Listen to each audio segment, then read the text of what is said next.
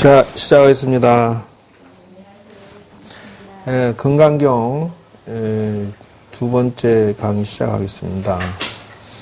저번에는 이제 제목을 얘기했는데 건강 반야 바람일 경이다 해서 아마도 건강의 마음을 가지고 사는 사람은 제일 멀리 달릴 수 있고 가장 높이 올라갈 수 있지 않겠느냐. 역사책에서 보면은 가장 힘들지만 무엇인가 하나 이룬 사람들은 마음이 금강처럼 진동으로 해놔요. 진동으로. 핸드폰 진동으로 빨리 하세요. 그래서 단단한 마음이 매우 중요하다는 것이에요. 그래서 나이가 지금 몇이 됐든 한갑이 돼도 칠순이 돼도 지금 학교 다니신 할머니도 많다는 거예요. 그래서 그게 중요하다. 그래서 여기에서는 주로 출세관에 대해서 얘기한 거예요. 여러분들이 생각하는 부귀영화하고는 좀 색깔이 다른데 어찌됐든 양쪽 다 필요로 하고 있는 것이다 하는 것이고요.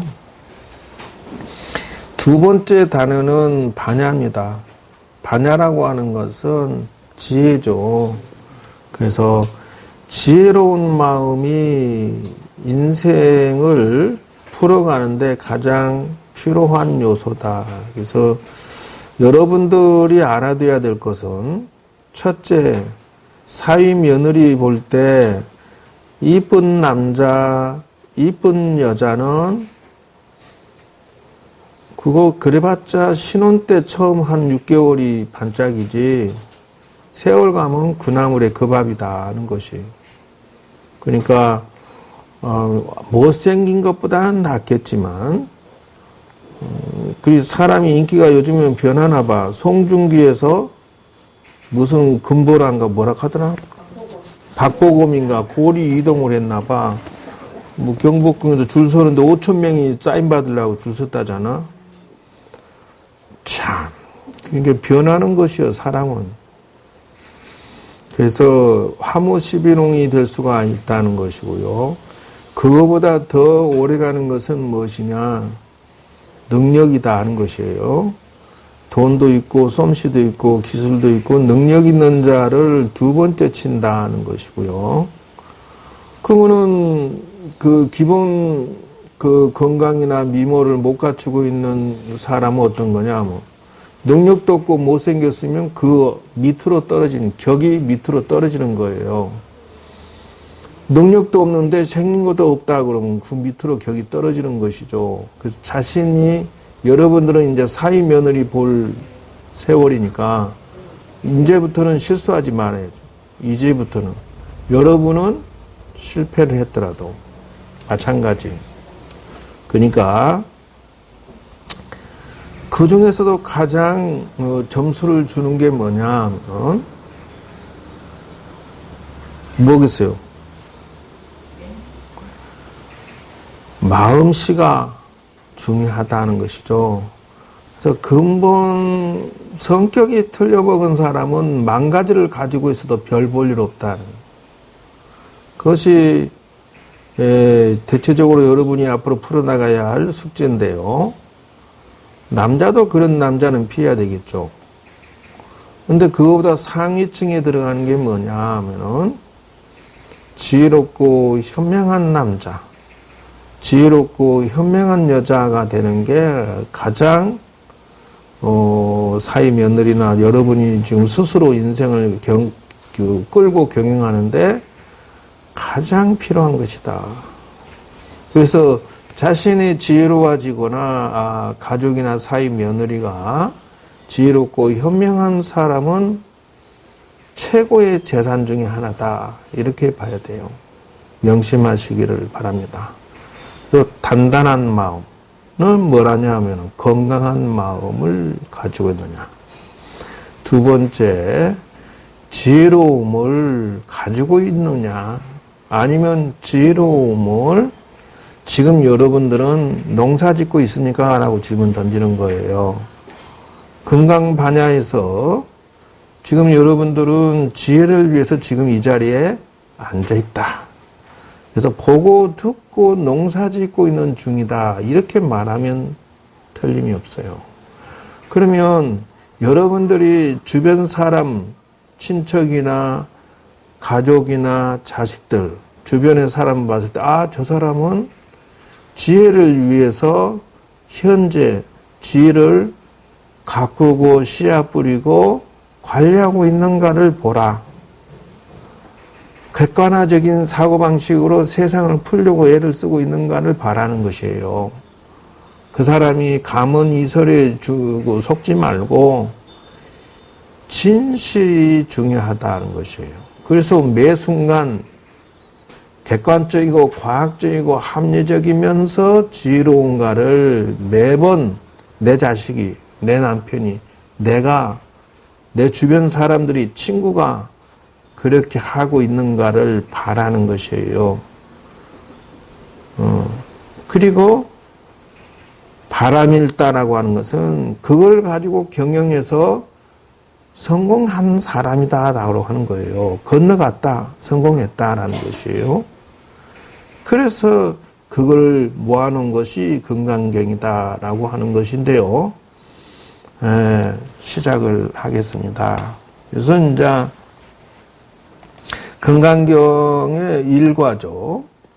법회인유분이라고 하는 것은 법회가 생기게 된 이유다라고 말하고 있는 것이에요. 금강경이 생기게 된 시작 단계를 지금 말하고 있습니다. 그래서 여시하문 일시불 하는 이가 이와 같이 듣사옵니다라고 한 거예요. 한때 부처님께서 사회국 기수국고덕원에 계실 적에 여대 비구종 1250인과 함께 계셨더라. 이때 세종께서 식시 차거지발하시고 이게 그 공양 하시고 바로 공양 하셨다. 그래서 옷을 입고 바로 했다. 그런데 식시라고 하는 것은 밥 먹을 때 시자죠. 밥 먹을 때가 되어서 옷을 입으시고 지발이라고 하는 것은 바로 그릇을 들었다 이런 뜻이죠. 바로 그릇을 들고 입 들어갔다 어디에 이것이 좀 두껍지 않나? 포인트를 좀 줄여요. 오케이. 예, 사위대성으로 들어갔더라 이죠. 그래서 걸식하실세 그 성 가운데 차제거리 하시고 있어요. 차제거리라는 단어가 아주 멋진 말입니다. 그래서 순차적으로 밥을 비르셨다 이런 뜻이 들어 있어요. 몇 페이지예요? 첫 번째 일과도 몰라. 아니, 27, 26페이지. 한지본처 하시다 얘죠. 절로 돌아오셨다는 것이죠. 반식을 해서 공양 마치고 수이발 바루를 거두시고 세조기 하시고 손발을 씻으시고 부자이자에서 좌석에 앉으셨더라는 거예요. 이제 비로소 이제 법문을 할 수 있는 준비가 되어 있는 것이죠. 자, 여기에서 제가 이제 구체적으로 그 자료를 찾은 것으로 봐서는 이거는 왜 이게 나왔어?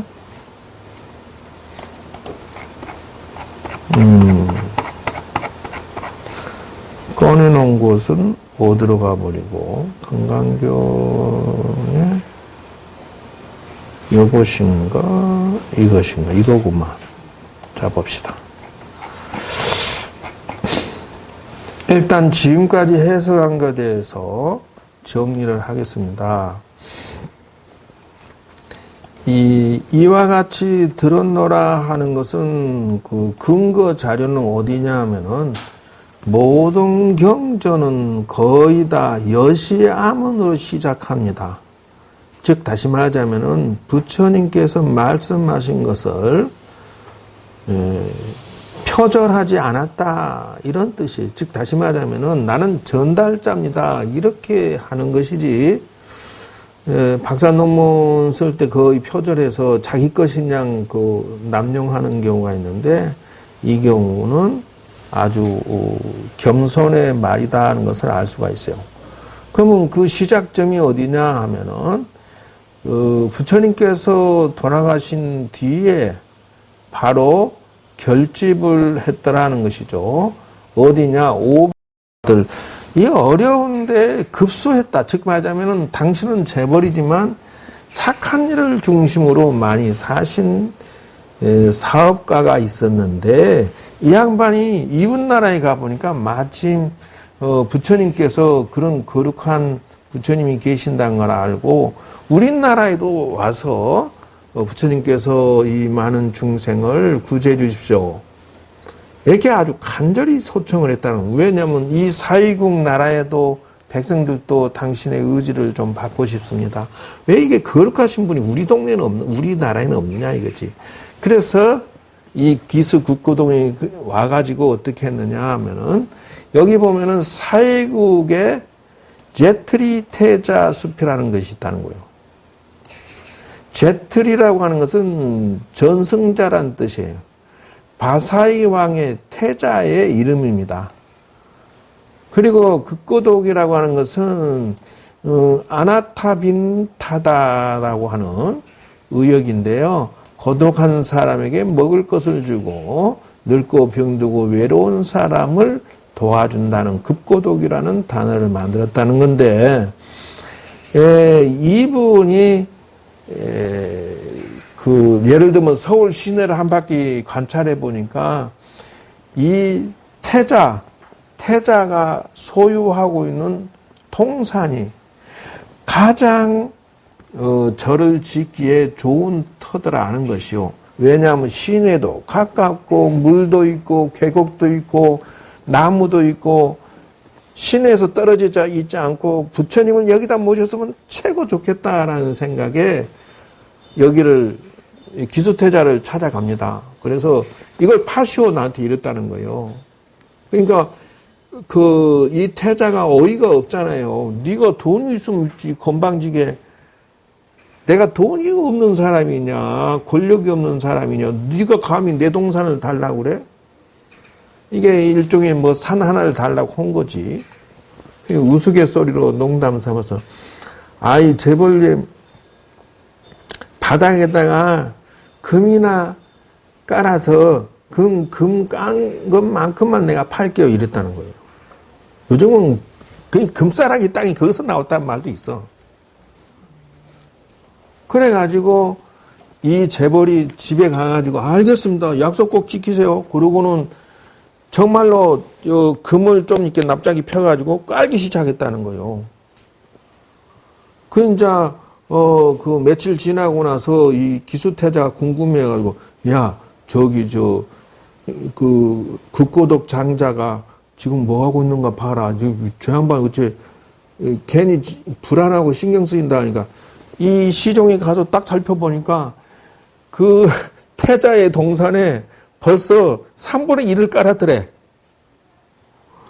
깜짝 놀래가지고 금을 3분의 1을 깔아 들어가니 무슨 이런 황당한 일이 있냐는 거예요. 그러니까 이 재벌은 자기 재산 다 팔아서라도 부처님을 모실 수만 있다면 나는 여한이 없다는 거예요.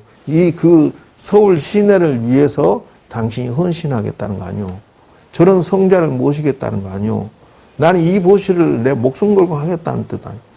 그러니까 이 기수태자 깜짝 놀란 게 도대체 그 성자가 뭐 하는 사람인데 이렇게 당신이 모든 재산을 다 바쳐서라도 하겠다는 의도가 뭐냐 했더니 저 성자가 있음으로 해서 이 대왕과 이 대신들과 이 백성들이 얼마나 큰 혜택을 입을 거고 정법을 지도받고 운명을 갖다 지도받고 저런 위대한 성자를 우리 지역에 모신다는 것은 영광 중에 영광이고 모든 분들의 똑같은 혜택입니다. 이러니까 그런 양반이 있어? 그러면 그만. 나머지는 내가 시주할게. 조건이 있다. 이름을 내 이름도 써다오. 그래가지고 기수극고도원이라는 원은 동산원이고 기수극고도원이라는 거에서 동산원자 해가지고 그 단어를 사용해서 그거를 부처님께 기부합니다. 그래서 부처님이 드디어는 거기 오셔서 일체 설법을 펴시고 바사이광하고 사실은 이 그 사회국 대왕하고 이런 분들이 혜택을 무지 봤어요. 사실은 그 분란이 일어나고 전쟁이 일어나려고 오면은 부처님한테 여쭈면은 그런 경우는 이렇게 과학적으로 설명을 해서 당신이 성공하여 못하여를 이미 다 봐버렸으니까 실패와 손해를 망할 것을 여러 번 건져 주시는 경우가 있어요. 그렇기 때문에 이 기수국고도원 지금 3000년이 지났는데 지금까지 금강경에 기수국고도원이 내려오고 있으니까 내가 생각할 때는 두 분은 기수태자와 극고도원 이 장자는 남는 장사를 예를 들면 광고 효과를 생각해도 수천 년을 해먹었으니까 남는 장사 아니오. 여러분이 3000년간 광고해 주시라고 돈을 그만큼 준다 해도 누가 그렇게 하겠어. 그래서 이분들은 대대손손이 스님들이 금강경 번역할 때마다 칭찬을 하니까 예를 들면 이 기수나 극고도원이라는 사람이 여러분이 재벌의 3대 조건이 있어요. 첫째, 소부. 소부는 근면성실하고 열심히 하면은 자기의 앞가림은 한다. 이것이 소부예요. 두 번째는 중부. 중간 부자는 뭐냐면 근면성실과 재능과 능력은 기본이고 거기에 플러스 알파 직원을 수십 수백 명을 거느려서 하는 것을 중간 부자라고 한다. 즉 말하자면 혼자서 돈 버는 게 아니라 많은 인재를 거느려서 부자 되는 것이 중간 부자다 한다는 것이요. 그러면 세 번째 가장 최고로 치는 게 뭐냐면 천부라고 그래. 하늘이 내려준 부자라는 것이요. 그것은 뭐냐 그러면 바로 이런 경우라는 것이에요. 다시 말할게요. 경주 불국사를 1000년 전에 김대성이가 불살해서 시주를 해서 지었어요.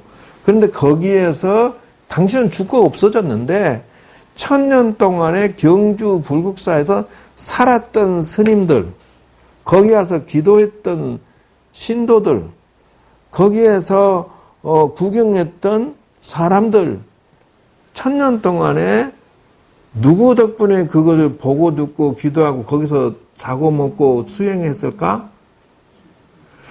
바로 김대성이 덕분이라는 거예요. 김대성이. 바로 김대성이. 바로 그거예요. 그렇기 때문에 1000년간 복덕이 누적됐을까 안 됐을까?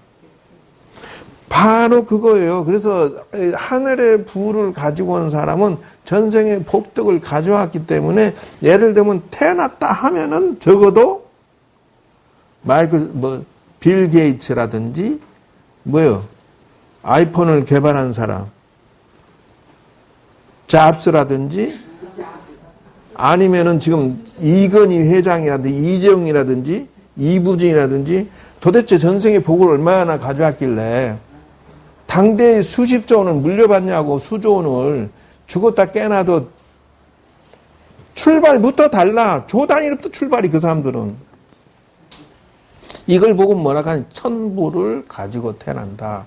그러므로 기수극고도원 이런 사람은 전생에 동산 하나 시주하고 지금쯤 이 사람이 태어나면 빌 게이츠가 되든지 잡스가 되든지 아니면 왜냐하면 수천 년의 복덕을 가지고 왔기 때문에 이 사람은 하기만 하면 대박 나는 거야. 그냥.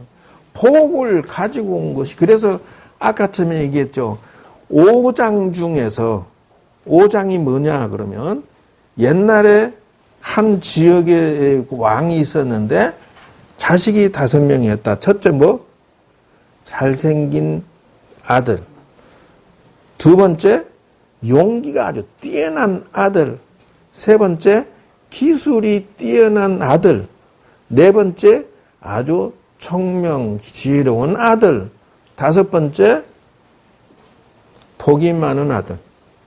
요 아들 5명 중에 누구한테 상속해 줄지 머리가 아파 죽겠더라는 거예요. 누구한테 상속을 했을까? 지혜로운 자?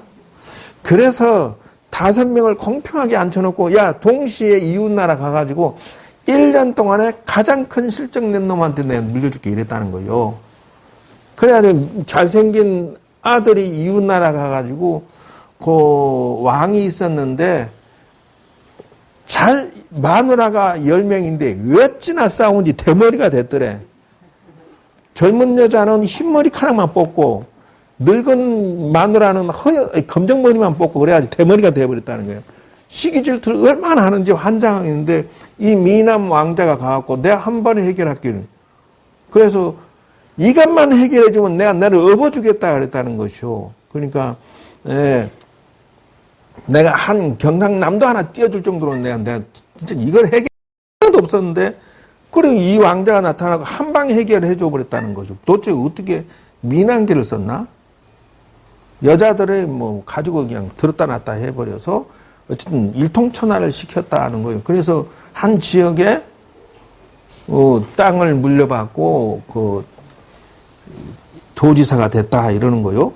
근데 두 번째 왕이 뭐였죠? 용기가 짱이었잖아요. 이 친구는 이웃나라 가가지고 그때 마침 전쟁이 났다는 거예요. 근데 왕이 곧 죽게 생겨서 이 장군이 용기가 좋은 장군이 말이야 쫙 가가지고 왕을 구해서 딱 들어온 거예요. 그리고 전쟁을 일칼 다 정리를 해주니까 너 고맙다 하고 이 친구가 또 경상도 땅 같은 거 하나 또 준 거예요. 이 친구도 도지사 돼버렸어. 고맙다. 수십만 땅을 하나 거느려라는 걸 줬다는 거예요. 세 번째가 뭐지? 기술. 이 친구도 이웃나라 갔는데 하필 그 나라가 가뭄이 들었어. 그래가지고 온 나라가 비만 오면 비만 오. 왕 내가 해결할게 이런 거. 해결만 해주면 내가 한 지역 주겠다. 그래서 이 사람이 뭘 만들었냐면 땅을 파는 기계를 만들어가지고 전국 보급을 시킨 거예요.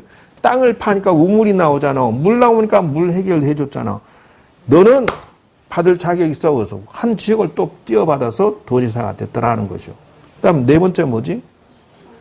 지혜로운 사람이 이웃나라 갔는데 마침 그 나라 큰 나라 둘이 뒤지게 싸우는데 10년간 전쟁을 해서 해결이 안 됐대. 그러니까 이 사람이 가갖고 내가 해결해 줄게요. 그러니까 해결만 해주면 백성이 얼마나 피폐하고 나라가 이게 죽도 밥도 아닌데 비등한 나라가 오랫동안 싸우니까 죽겠죠. 그래서 해결해 주는데 어떻게 해결해 줬냐? 이해득실로 현명하게 양쪽 다 얘기를 해서 해결을 봐주니까 양 나라에서 경상도 땅 2배 되는 것을 이 나라도 주고 저 나라도 줬다 그 말이에요. 그렇게 해서 다른 사람은 도지사가 됐는데 이 사람은 4개 지역을 얻어서 제일 큰 땅을 얻었다는 것이요. 그리고 마지막에 뭐였죠? 복이 있는 왕자. 이 복이 있는 사람은 이웃나라를 가니까 그 나라에 딱 하필이면은 그게 없는 거예요. 이 사람이 나이가 들어서 죽을 때가 됐는데 자식이 없는 거예요. 그러니까는 온 대신을 불러서 내가 유언하는데 나라를 물려받을 사람을 구해봐라. 그것도 막 대신들이 전국의 장관들이 쫙 퍼져나가고 각 도지사들이 퍼져나가고 정승이 마지막 국무총리가 다 보내 사람 찾으라고 그러고 당신이 이웃나라까지 경계선까지 가까이 가는데 웬 총각 하나가 큰 나무 밑에서 졸고 있더래요. 근데 그 옆을 지나가는데, 이게 순간적으로 기분이 이상해서 갔다가 저만큼 갔다 다시 후퇴해서 다시 보니까 이 친구 자는데 나무가 그림자가 거꾸로 가더래. 해가 요리 비추면 그림자가 이리 쬐야 되는데 그림자가 야를 지키고 있는 거요. 야, 이거 뭐지? 계속 지켜보니까 계속 보호하더라는 거예요. 이거다. 이 친구다. 그래서 얘를 어부다가 나라를 계승시켰다는 거예요. 그게 뭔지 아세요? 바로 천복을 가지고 있더라는 거예요. 천복. 하늘이 이 사람을 보호하고 지키니까 이 친구를 안 치면 이 나라가 보호되고 복을 받을 거 아니냐고. 그래서 한 일국의 대통령은요, 적어도 복은 많이 가지고 와야 돼요. 복 없고 재수없는 대통령은요, 나라가 흔들흔들하고 망해. 겁도 없이 무조건 대통령 되는 게 아니다. 응? 내가 한국을 보고 있으면 역대로 복 있는 대통령은 단 한 명도 못 봤어. 나라를 부도를 내버리지를 않나. 지금 보면은 지금 나라가 무슨 정상으로 돌아가는 게 하나가 뭐가 있어. 하나도 해결 못 해. 과학적이고 합리적으로 해결되는 게 뭐 있어? 한진을 해결을 해서, 대우조선을 해결을 해서, 무슨 철도 노조를, 포항을 무엇을 하나 해결했어. 하나도 해결한 거 못 봤어. 어찌됐든, 그래서 5명의 왕자가 모여서 결국 누가 물려받았어? 바로 그거야. 그래서 전생의 복을 많이 가져온 건 이길 수가 없어. 그래서 제갈공명이 지혜로, 온갖 지혜로 그냥 사마이를 죽이려고 똥거나 호로고기 집어넣고 폭탄 다 해놓고 터뜨리는데 하필이면 하늘에서 비 내려갖고 야를 살려버리잖아. 그게 뭐라고 하냐. 인사는 사람이 해도, 천사는 하늘이 하는 일은 어쩔 수 없다. 이랬다는 것이요. 그러니 1, 2, 3 중에 선택을 해라. 기수 국고동 같은 인생을 살라고 해. 적어도 살라면 그래야지. 뭘 치사스럽고 구멍가게 가지고 구멍가게 같은 인생을 살고 방식 덧셈 뺐음을 아예 뜯어 고쳐라. 그래서 그 부처님의 역사적인 일을 하는 자가 1000년의 이상의 복을 얻는 것은 바로 이래서 그런 것이다 하는 거예요. 여러분들이 불이웃돕게 한다고 지금 나도 물론 복지관장이니까 불이웃돕게 하고 있어. 왜냐하면 내가 몇백씩 안 내면 내 관장 자리를 못 지켜. 나도 사표 내야 되지. 돈 못 내면. 그 인간들이 그런 조건으로 나 복지관장 시켜주니까. 물론 내가 대학 나와서 복지사 자격증, 1급 자격증을 얻은 특권도 있긴 있지만. 근데 그런 복은 어떤 복이냐? 물론 노숙자가 무료급식을 한 달이면 1,500명이 해요. 하루에 50명씩 하면 열흘이면 500명 아니야. 30일이면 어떻게 돼? 1,500. 1,500에서 밑으로 내려가거나 올라가거나 하는데 중요한 것은 그런 복은 먹고 똥 싸면 그만이야. 1000년의 복이 아니라는 거요. 잠깐의 복이지. 그 차이점은 여러분이 이걸 느끼면서 봐야 되는 것이에요. 그래서 인생의 덧셈 뺄셈을 어떻게 할 것인지를 지금 객관적으로 잘 봐야 된다는 것이에요. 이 중에 하나가 뭐냐면 내가 서산 서광사에 53선지식 초청법회를 갔다 와서 느낀 바가 뭐냐면 이 친구 서산 서광사 여러분 검색해 보면 도신 스님이 주지야. 도신 스님이 누구냐면은 노래하는 스님이야. 근데 절을 3층으로 기가 막히게 지었어요. 마당이 몇백 평이 잔디밭을 쫙 깔아놓고 기가 막히게 불사를 하고 있더라고.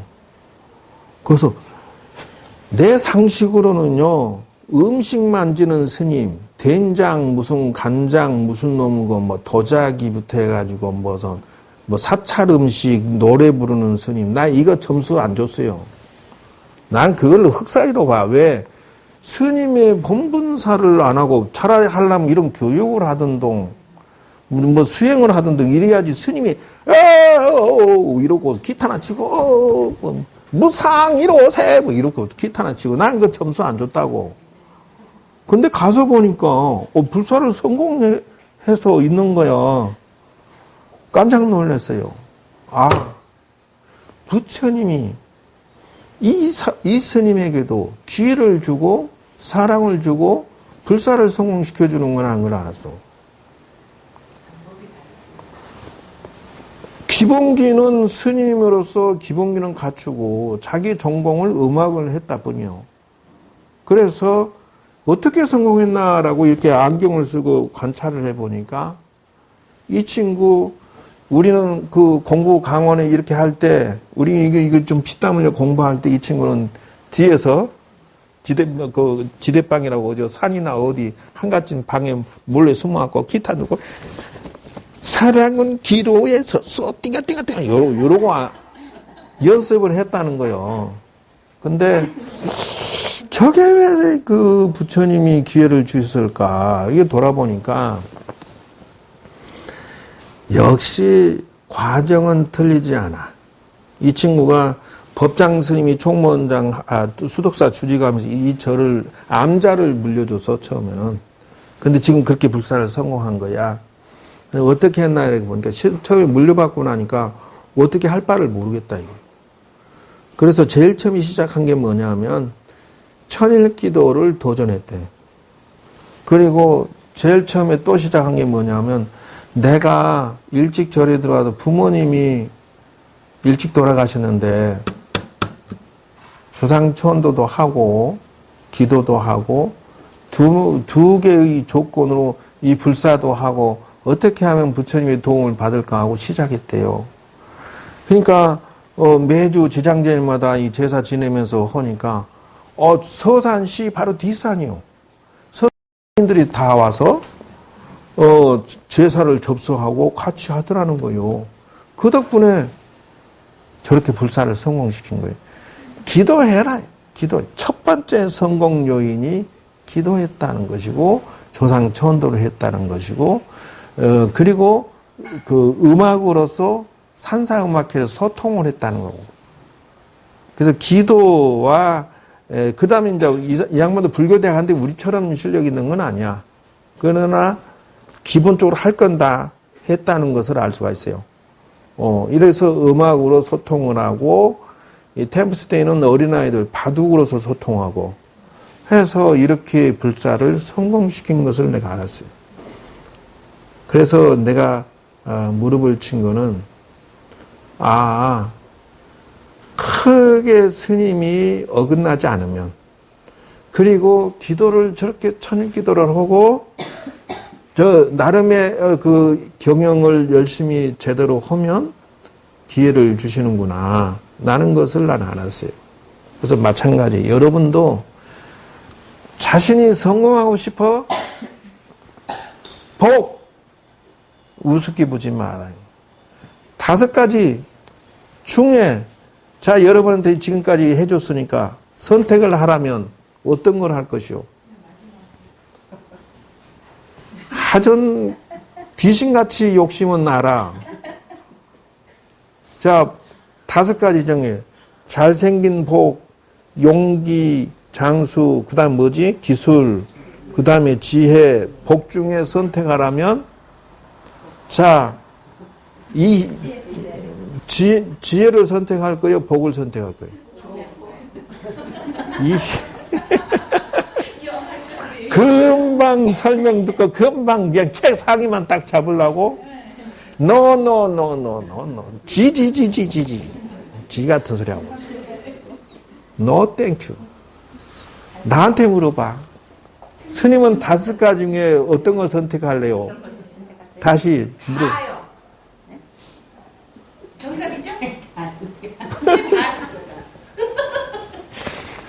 아이, 제 왼수 때문에 뭐 말을 못해요. 나한테 물어보면 난 5가지 다 욕심낼 거야.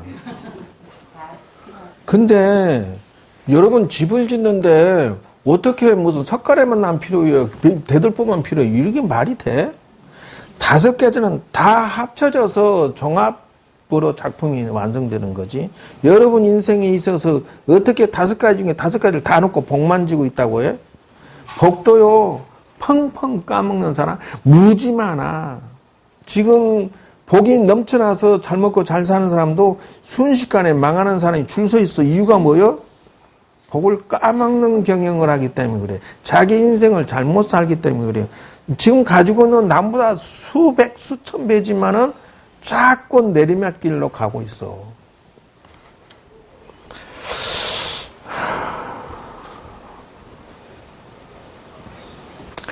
자, 그래서 이거를 이제 차근차근 연구를 하나씩 해서, 디테일하게 이제 조금씩 풀어주는데, 참고가 어차피 짚고 넘어가야 돼요. 그 다음, 절에는 비구와 비구니로 이루어졌는데, 그것도 대비구와 일반 비구로 나눠져 있어요. 그래서, 비구니는 348개, 비구는 250개, 거기에 대비구가 추가되죠. 그래서 20세 미만은 사마나라고 하지, 사마나. 그래서 사미라고도 합니다. 20세 미만은. 그리고 요게 1번. 그 다음에 이제 남자 스님을 비구라고 한다는 거죠.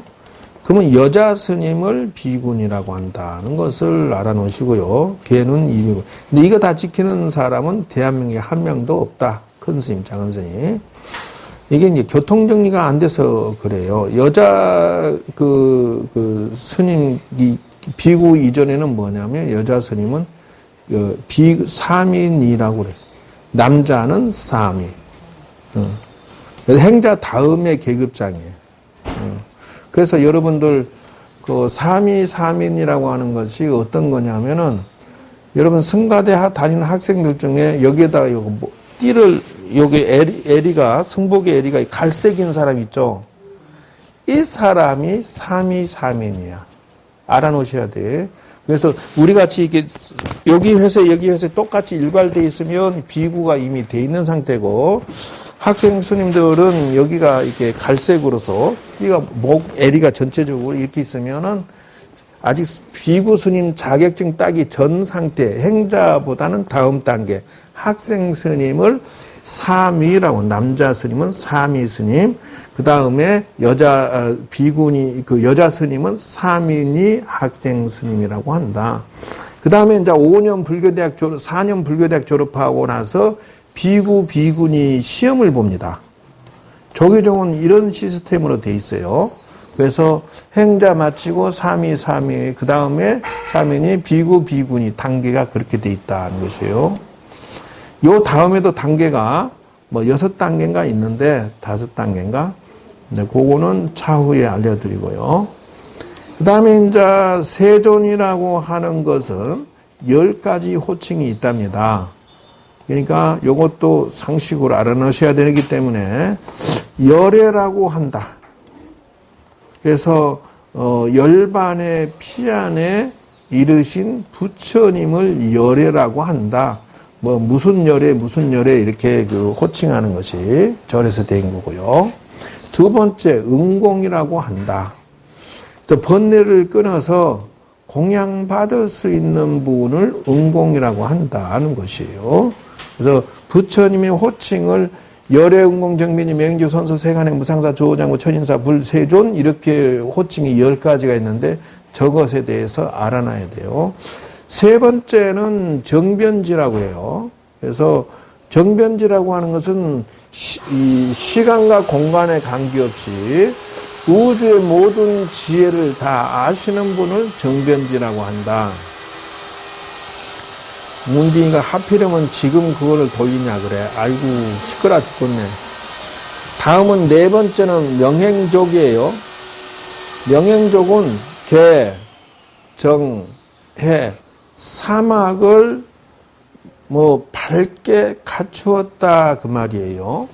그래서 개라고 하는 것은 아까 얘기했듯이 무슨 뭐 몇백 개라는 게, 그리고 증하자면은 신구이 개를 잘 지키는데 선수가 됐고, 두 번째는 정이라고 하는 것은 삼매를 성취했다는 뜻이고요. 해라고 하는 것은 아까쯤에 오복 중에 해가 두 번째라고 했잖아요. 해는 지혜를 다 갖추었다 이런 뜻이에요. 선서라고 하는 것은 돌아가실 때 잘 돌아가시는 그 힘을 얻으신 분이다 하는 것이에요. 우리가 이제 돌아가실 때 잘 죽어야 되는 것이 문제. 일생 동안 잘 살아야 되는 게 문제냐 뭐냐면, 사실은 지금은 여러분이 잘 모르시겠지만, 제가 옛날 한 20, 30년 전에는 기도 스님으로 살면서 낙골당에 화장터에 자주 가서 연불을 했는데, 연불할 때에 지금은 이렇게 그 한 칸 떨어져서 이렇게 그 제사 지내는 코너를 아예 만들었어요, 지금은. 그러니까 옛날에는 이 관이 들어간 다음에 그 앞에서 가스불 홀홀 타는데 그 앞에서 연불했다고, 옛날에는. 근데 지금은 떨어져서 하지만, 근데 그때 당시면은 한참 연불하면요, 뻥뻥 소리가 나. 사람 골이 터지는 소리가 나. 화장돼가지고. 뭐 남의 일이 아니야, 여러분 일이야. 근데 이제 가끔 가다 보면은 뭐 좀 이상한 게 있어. 타는데 느낌이 이상한 것들이 가끔 있어요. 그래서 그 화장하는 전문가가 그 사람이 매일같이 화장하는데 가스불 넣고 나중에는 이제 저거 하는데, 이 사람들은 매일 소각하기 때문에 느낌이 이제 확실히 있나 봐. 따로 이렇게 스님 궁금한 게 있었는데 뭐요? 했더니 저는 날마다 죄를 짓고 산다 이러죠. 왜 그냐 했더니 열에 한두 명씩은 사람의 시체가 덜 죽었습니다 이래. 그게 무슨 소리야 그러니까. 요게 혼백이 3일장이 짰대. 이게 혼백이 떴는데 죽었는데도 화장하면 혼백이 다시 들어와 버린대. 그래가지고 이게 타면서 뜨거워서 타 죽어서 그 입은 다 막혔잖아. 타 죽는 소리가 들리고 몸이 뒤척거리는 게 자기들은 느껴진다는 거예요. 날마다 우리는 살인하기 때문에 죄가 너무 많아서 스님 앞에 고해성사를 하고 싶으나 이러더라니까, 오직하면. 화장이 안 좋은 게 아니라 살 때 여러분들 잘 살아야 돼. 열의 한둘은 고통스럽게 타 죽는 것을 경험할 수가 덜 주고, 하도 요즘엔 잘 먹어가지고 덜 죽는데, 이게 사람이 3일 만에 손톱도 머리도 자란대. 자라있대. 하도 잘 먹어가서 죽을 때 그 힘들게 죽은 사람들은 보약을 많이 먹어서 그런다는데, 그런 경우는 떴다가 도로 붙어서 타 죽는 걸 체험하면서 죽는, 열의 한둘은 그럴 수가 있으니까 조심들 살아야 돼. 잘 살아야 되고, 이 선서가 이게 조심해야 되니까. 그래서 막 살고 못되게 사는 게 자랑이 아니다라는 것을 명심해야 돼요. 잘 돌아가신 분의 능력을 가졌다. 세간해라고 하는 것은 이 중생의 일을, 세계의 모든 일을 훤히 아셨다는 거예요. 무상사는 이분보다 높은 분은 없다 하는 거예요. 왜냐하면 인간과 신들의 스승의 역할을 했기 때문에 그렇다는 것이에요. 그래서 조장부라고 하는 것은 그 말들을 잘 리더했다라고 하는데, 그 조라고 하는 것은 컨트롤을 잘했다고 하는데, 예를 들어서 길 안내를 잘했다. 사막에서는요, 길 안내하는 사람이 문제가 생기면 다 죽어버려야 돼요. 그만큼 중요하다 이죠. 천인사라고 하는 것은 하늘과 땅, 신들의 스승의 역할을 했다는 거예요. 스승. 즉 말하자면 하나님이나 기타 마음의 뜻 힌두교 모든 신들은 중생의 신이라는 거예요. 중생의 신은 뭐냐?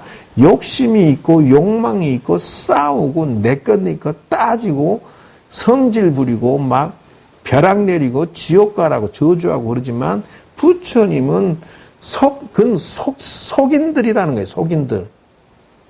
즉 말하자면 하나님은 속세의 머리 기른 신에 불과하고 부처님은 이분들이 와서 무릎 꿇고 스승으로 모시는 스님에 해당된다. 비유를 좀 뭐와 같으냐면은 여러분들 그 중국의 황제가 됐던 우리나라의 왕이 됐던 스승이 있어요, 없어요?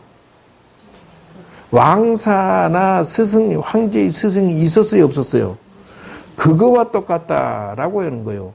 지금 말하자면은 황제들이나 역대의 왕들이나 그 하나님 신들이나 똑같다라는 거죠.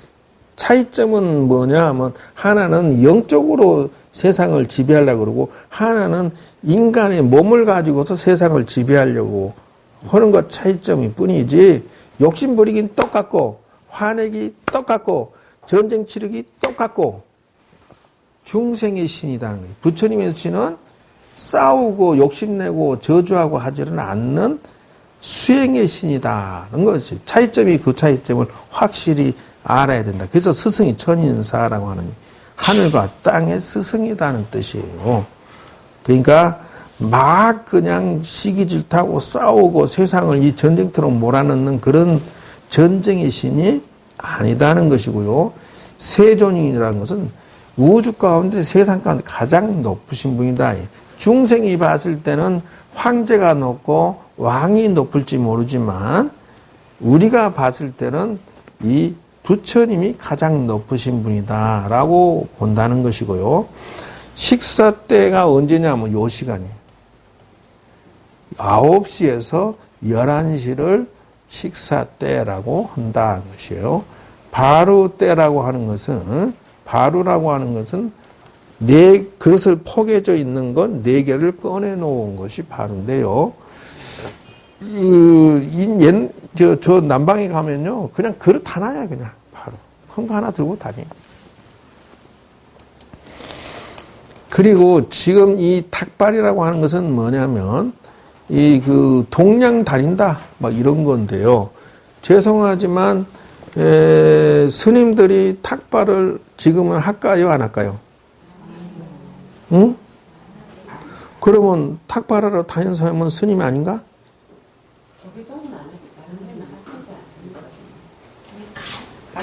벌로 주신다며요. 벌로 하라. 가끔 다니시긴 하더라고요. 가끔 다녀요? 그 스님일까 아닐까? 스님일까 아닐까? 스님의 옷을 입고? 아니 스님인 분도 있고 제가 볼 때는 아닌 분이 연구를 못 하시는 그 아니에요. 한마디로. 여러분 알아놓으세요. 대한불교 조교종은요, 조기성은 못하겠어요. 탁발을 못하게 돼 있어요. 그래서 조교종 스님이 아니고 결혼한 스님들이나 가짜중들이 생계수단으로 탁발을 길거리에서 먹닥치고 있는 중들은 전부 가짜중이다라고 알아놓으시면 돼요. 정석 과정을 거친 스님들이 아니다. 조교종의 자격증 가진 스님은 그렇게 하면은 호법부에다 전화해버리면 덜컥 잡아가 버려요. 그리고 우리는 잘못하면 승려증이 잘려버려요. 그래서 정식 스님들은 탁발을 지금은 안 하게 돼 있다는 것을 알아놓으시기 바랍니다. 스님도 그렇습니다. 여자 남자 할 거 없어요. 통일되어 있습니다. 교수님이 저 강원도에서 뭐 아이고 막 그런 소리 저런 소리 할 거 없어요. 하여튼 이쪽 그 정식 조계종 스님들은 탁발을 안 하는 것을 기본 규칙으로 하고 있다.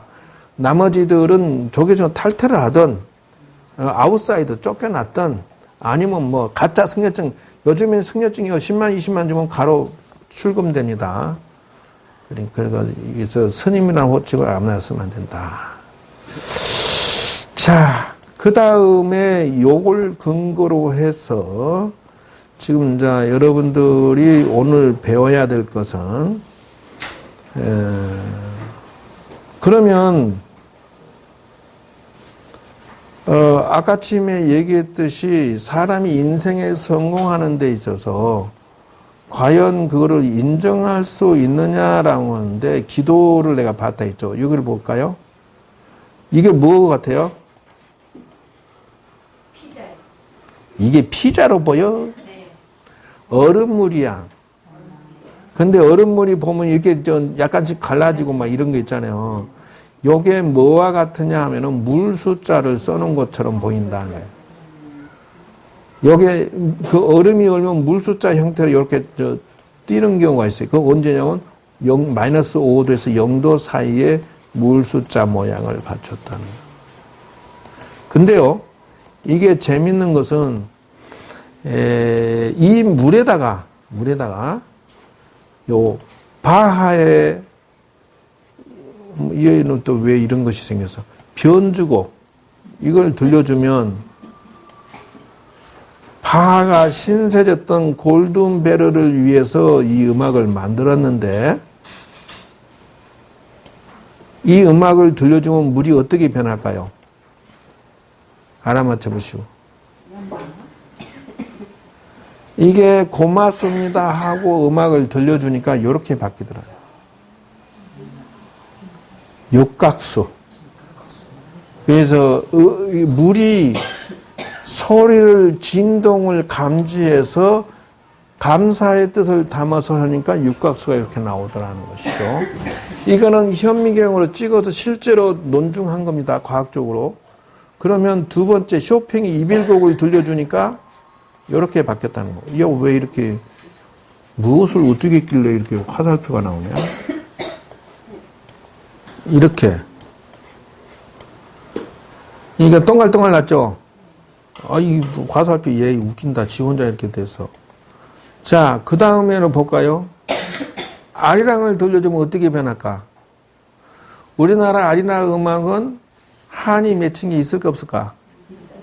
아리아리. 요렇게 생긴다는 거예요, 요렇게. 여기 보면 약간 상처 났잖아요. 예쁘긴 한데 상처 먹은 모습으로 육각수가 찍히더라는 거예요. 그러니까 이게 가슴에 상처가 있는 거야. 그 마음은 아리따웠긴 하지만 육각수가 이렇게 이별하고 애절한 가슴앓이 하고 있는 모습이다는 것이에요. 그래서 아리랑은 음악을 들려주면 저렇게 변한다는 것이에요. 고맙습니다 말을 들려주고 글자를 써놓으면 이렇게 변한다. 여기다 글자를 이렇게 써놨어요. 고맙습니다, 감사합니다, 아리가또, 고자이마스 이런 식으로 써놨는데 물이 이렇게 바뀌더라고요. 당연히 이렇게 바뀌겠죠. 근데 반대로 나는 너를 죽여버리겠어라고 써놓거나 들려주니까 어떻게 변하냐면 이렇게 변해요. 사람의 몸에 물이 몇 퍼센트? 70%. 그러니까 사람의 생각을 어떻게 먹어야 돼? 죽여버리겠어. 미워해. 아리아리해. 그러면 자기 몸이 먼저 망가진다. 정신 차려야 돼, 지금. 그래서 기도를 해서 감사합니다, 사랑합니다, 기도하면서 잘 되게 해주라고 하면은 효과가 있다라는 거죠. 지금 이건 과학적인 사실을 지금 보여주는 거예요. 힐링 하드 음악이라고 하는데, 이게 무슨 음악이죠? 힐링 하드 음악은? 힐링한다라고 하는 것은 풀어주고 치료시켜준다는 음악이죠. 사람은 산사음악계 산사에 가서 힐링하고 온다 이러잖아. 여러분 힐링하기 위해서 여행도 갔다 오고 기분이 좋아졌어? 어떻게 물이 바뀌는가 봅시다. 계속해요. 물이 이상 야릇한 색을 띠고 있어. 치료 에너지로 바뀌더라고요. 그러니까 여러분도 낫기 위해서 기도하고 이렇게 자기 치료 음식을 먹고 이러면요, 생각을 치료한다는 강력한 생각 가지는 게 중요하다는 거예요. 왜냐하면 이 몸의 물이 치료하려고 저런 식으로 바뀐다는 거예요. 근데 난 죽을 것 같아. 죽을 거야. 이라고 비관하고 그러면 물이 죽어버리니까 우리 몸이 빨리 상한다. 그러면 여러분 저 헤비메탈이라는 거 알아요? 네. 어떤 거지? 헤드 빙빙이죠. 네. 이렇게. 그거 찍어야 되는데. 이거는 막 소리 지르면서 음악 하는 거 아니에요. 이 젊은 친구들이 막 스트레스 해서 난 짱이잖아요. 이 음악을 들려줬더니 어떤가 볼까요? 요리 생겼. 물이 짱 하고 깨지는 모습. 그 저건 뭐냐면요. 젊은 친구들은 소리를 질러야 스트레스 해소된다는 거예요. 근데 우리가 소리 지르면 어떨까? 아이고 어지러. 아이고 힘들어. 젊을 때 얘기지 그게 아니다는 것이. 그거를 알 수가 있다는 거예요. 그래서 실험을 했대요. 수돗물을 떠놓고 500명의 학생들한테 기도해다 오라고 그 숙제를 줬대요. 근데 처음에 받아놓은 일본에서 실제 실험을 했어요, 이거를. 그래서 수돗물에 처음에 물을 볼까요? 그러니까 여러분이 수돗물 먹는 건 저런 모습이에요, 사실은. 그러니까 자연 식수는 절에 안 생기는데 육각수가 예쁘게 나오는 것들인데 여러분이 식수 먹는 것은 다 사실은 독약을 먹는 것처럼 저렇게 생겼다는 거예요. 좋은 게 아니에요. 약품 처리해서 먹는 거예요, 결국 수돗물은. 근데 저놈을 기도로 500명으로 학생들한테 받으니까 어떻게 바뀌느냐. 사랑과 기운을 보내주라고 했으니까 이렇게 바뀌었더라.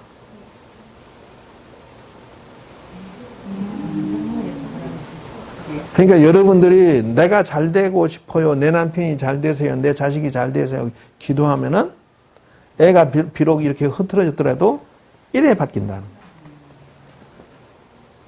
거예요. 왜 물에다가 힐링 음악을 들려주거나 뭐 헤비메탈 들려주거나 사랑한다고 써놔도 바뀌는데 실습을 해보면 알 거 아니야. 그래서 여러분들이 기도의 에너지를 사용하지 않는 사람은 인생의 50%를 사용하지 않고 인생을 끌고 가는 것 같아서 되게 뻑뻑하고 되게 손해보고 있는 것이다. 인생경은 그렇게 산다.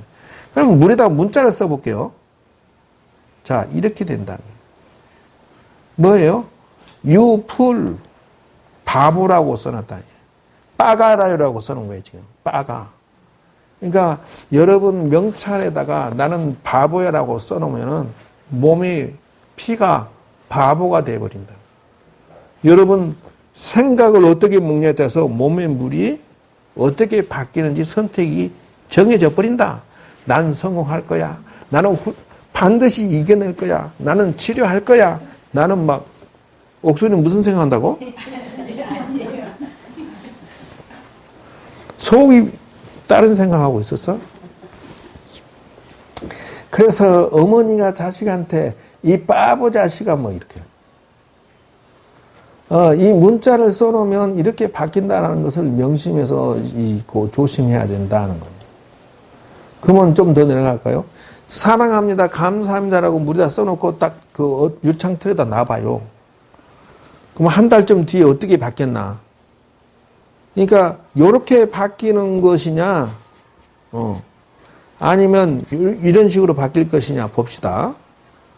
이렇게 바뀌었다는 거예요. 어떤 거 선택할래? 어떤 거? 좋습니다. 이거 밥을 퍼놓은 거예요. 하나는 망할 자식이라고 써놓고 하나는 감사합니다 써서 붙여놨어요. 여기다 써놓은 거예요, 지금. 이렇게 붙여놨어요. 이거 실험을 해봐. 여러분이 당장 밥을 저렇게 퍼놓고 사랑한다, 죽어라 라고 써놔봐라고. 이게 가짜라고 믿어요? 그러므로 기도를 사용하지 않는 사람은 인생의 50%를 손해본다는 이유가 바로 그거예요. 그러니까 맨바닥에 그냥 바퀴 없이 자동차 끌고 가는 것처럼 뻑뻑하게 산전수전 공유전 지금 가고 있는 중이다. 잘 안 풀린다. 마찬가지예요. 그래서 지금 여러분들이 지금 여기에서 나한테 강의 듣는 건 뭐와 같으냐면 여러분의 물 에너지에 지혜로운 거, 부처님의 지혜와 좋은 그 에너지를 지금 담고 있는 중이야, 담고. 여러분 몸과 에너지가 바뀌고 있는 중이에요, 지금. 그래서 나는 뒤에 에너지가 나가면서 손해를 조금 뺏기고 손해보는 중이겠지만, 그래도 좋은 소리 나는 퍼준다는 차원에서 나도 나름대로 복을 짓고 있다는 차원으로 접근하는 거예요. 여러분들 돈 탐 안 내요. 그래서 말 조심하라는 거예요. 말 조심. 가족에게, 여러분 자신에게. 예? 향기로운 누룩 냄새가 난다잖아요. 밥을 써놓은데. 근데 망할 자식은 부패해서 썩어버렸다잖아. 지금 당장 여러분의 생각들을 어떻게 가질 것인지를 정해라. 난 바보야. 나 멍청이. 안 될 거야. 아니면 난 성공할 거야. 훌륭해. 나는 대단한 존재야라고 할 것이냐. 정해라.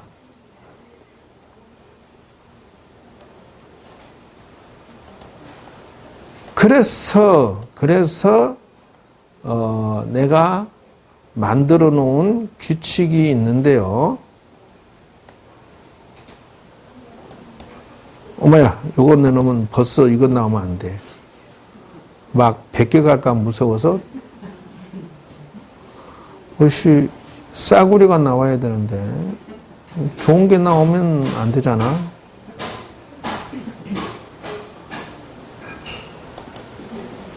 요게 내가 만들어 놓은 복덕기도 17가지를 내가 쭉 만들어 놨어요. 요거를 지금 다 오픈하기 싫어서 얼른 내리니 천천히. 어차피 줄 거야.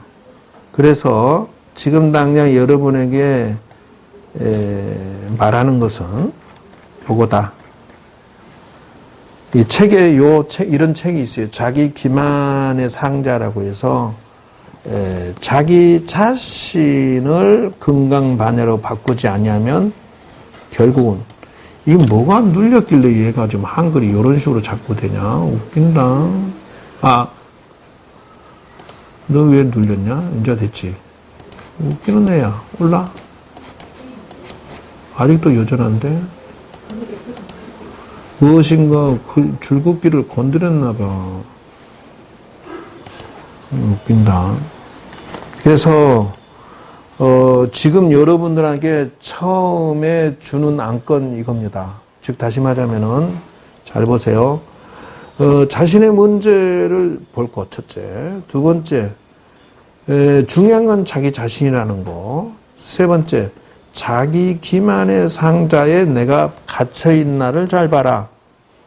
어떤 것인지를 자기가 단점을 객관화시키는 기술을 터득하려면 단점을 고치는데 문제 지적을 먼저 하라는 뜻이에요. 모든 문제의 원인은 자기에게서 나온다. 오늘도 내가 어떤 스님으로부터 전화 받았는데, 이 스님은 산의 암자에서 머리 기르고 사회복 입고 그냥 그러고 앉아있대. 그래서 왜 정상 스님 과정을 거쳐서 20년 됐는데 그러고 있냐? 그랬더니 스님들이 썩었고 별 볼 일 없으니까 나는 그냥 그 꼬라지 베기 싫어서 이렇게 운동하고 있다 이러더라고. 여러분 생각할 때는 객관적으로 그게 맞는 얘기 같아? 아닌 것 같아? 안 맞아요. 왜? 그도 나오셔갖고 틀리면 틀리다고. 그게 아니요. 남을 지적할 시간에 너나 똑바로 성공시켜라는 거예요. 너나 먼저 계획을 하라는 거예요. 남을 비판하는 사람 치고 거의 다 지는 썩어 자빠져 있고 지는 모순적이고 지는 망가져 있어. 지는 병이 들어있고 지는 문제가 있어 성격에. 남만 지적하는 사람은 병신이요 병신. 효율적인 리더십과 마인드 체인지가 있나, 이상적인 현실 갈등, 끊임없는 의문들이 있나를 점검해라는 것이요. 요게 한 칸 쫙 내려가면 이렇게 바뀝니다. 지금 너는 기만의 상지에 이기적인 사견이 있는가를 검토하고, 두 번째, 비판적인 견해가 있나, 부정적인 사고, 감정적이고 무지무식하고 폐쇄된 상자 안에 들어간 것 같고 오픈된 상자 밖으로 나갈 것인가 당장 선택해라는 거예요.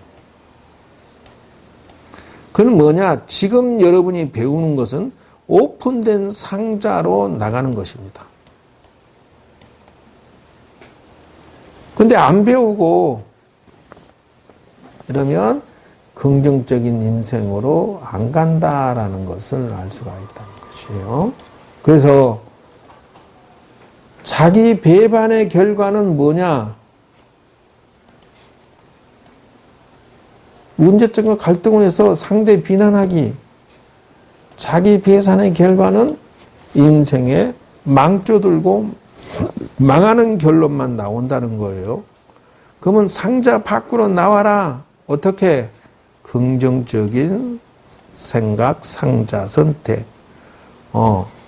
하나의 기회이기 때문에 이렇게 해서 문제인식을 바꿔라는 것이에요. 네, 그래서 부정적인 생각의 상자에서 좋은 아빠, 남편, 부인으로 나와라는 것이에요. 뭐라고? 성격이 머리를 계시지만 이름이 조금 많은 얘기요. 누가 틀리다 했어? 그 중에 하나에 본인도 그렇게 생각할 줄 아는데 왜 그 산에 갇혀 있는 사람은 그 생각을 못 할까? 그래도 지는 지가 최고래. 그래서 기만한 사람은 자기 자신을 나쁜 엄마, 나쁜 아내로 만들어서 다른 이의 결점만 부풀리고 자신의 장점만 부풀리고 자기의 배신, 단점들을 정당화시키기만 하고 상대만 비난시키고 자기 합리화시키는 사람은 인생에 실패한다는 거예요. 그래서 오늘 또 전화 받은 게 뭐냐면 울산에서 포교원 하고 있는데 운영이 안 돼 죽겠대. 어떻게 삽니까? 하니까 자기는 귀신천도의 박사래. 근데 신도가 다 떠나버렸어.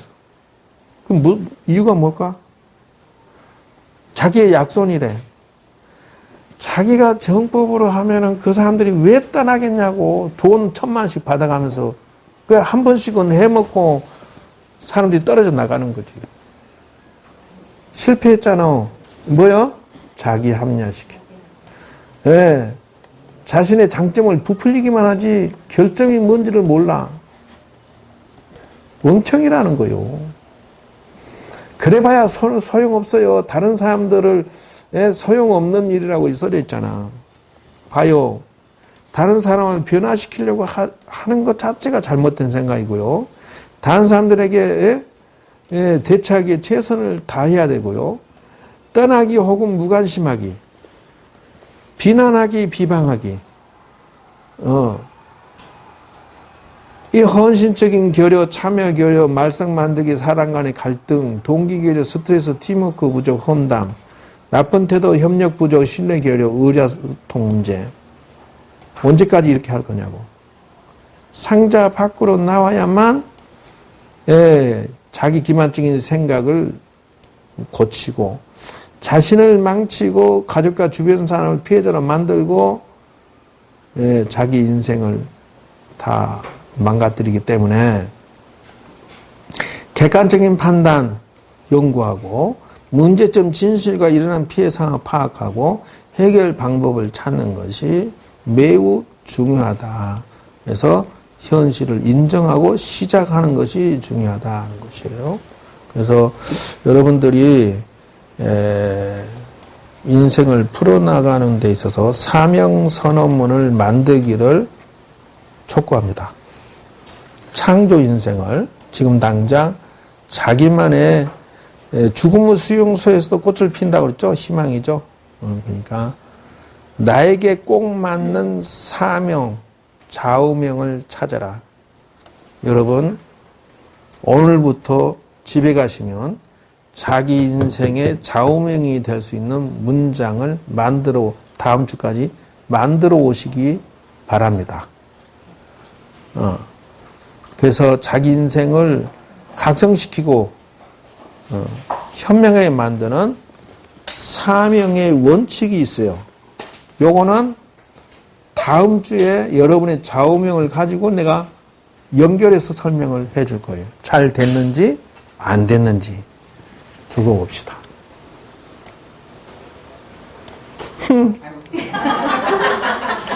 요즘 무서워. 카메라 탁탁 찍어버려서 그냥 이렇게 해놨어요. 제가 안 보여주시면 그냥 얼른 내려버려. 다음 주에 어차피 보여줄 거야. 자, 오늘은 여기까지. 자, 이상 마치겠습니다.